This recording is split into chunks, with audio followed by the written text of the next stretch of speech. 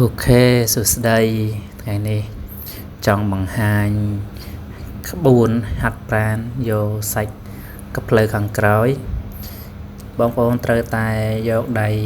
ស្វែងដៃស្ដាំតោងដៃខាងក្រោមនោះដើម្បីយើងរក្សាលំនឹងខ្នងហើយគូតរក្សាលំនឹងឲ្យជាប់ហើយយើងព្យាយាមបោះជើងឡើងលើយើងផ្ដោតទៅលើកែងជើងហើយយើងប្រឹងលើសាច់ដុំខាងក្រោយប្រឹងឲ្យតឹងមួយក្បាច់យើងលេង15ដងលេង4ជុំ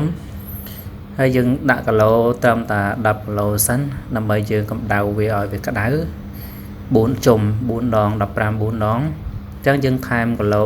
5គីឡូទៅ10គីឡូទៀតដើម្បីយើងយកឲ្យវាកាន់តឹងសាច់ដុំទៅហើយណែនហាប់ល្អទៅការហាត់នេះ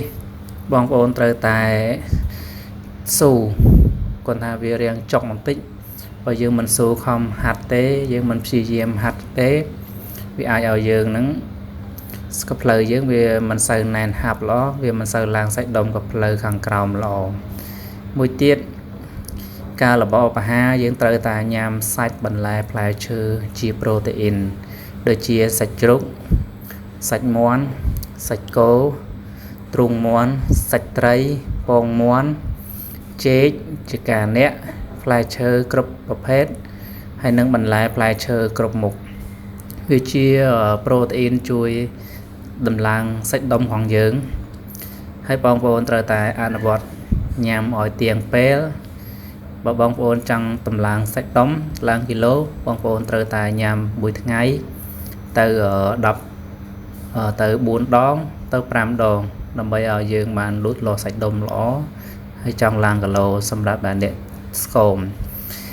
ក្បាច់មួយនេះគឺយើងត្រូវតែផ្ទប់លំនឹងឲ្យជាប់យើងទម្លាក់ចុះដើម្បីយើងលើកឡើងលើដើម្បីយើងយកសាច់កភ្លៅខាងលើការអនុវត្តនេះយើងត្រូវតែខំប្រឹងហាត់បានលទ្ធផលល្អមួយក្បាច់នេះយើងត្រូវតែយក15ដងយើងលេងធ្វើម៉េចឲ្យបាន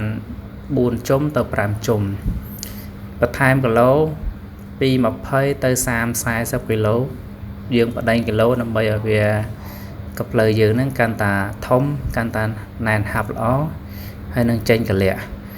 បងប្អូនត្រូវតែហាត់ព្យាយាមហាត់មួយថ្ងៃ1ម៉ោងទៅ2ម៉ោង3ម៉ោងល្អហាត់ក្នុងមួយថ្ងៃមួយដងបើបងប្អូនមានពេលឲ្យហាត់ព្រឹកល្ងាច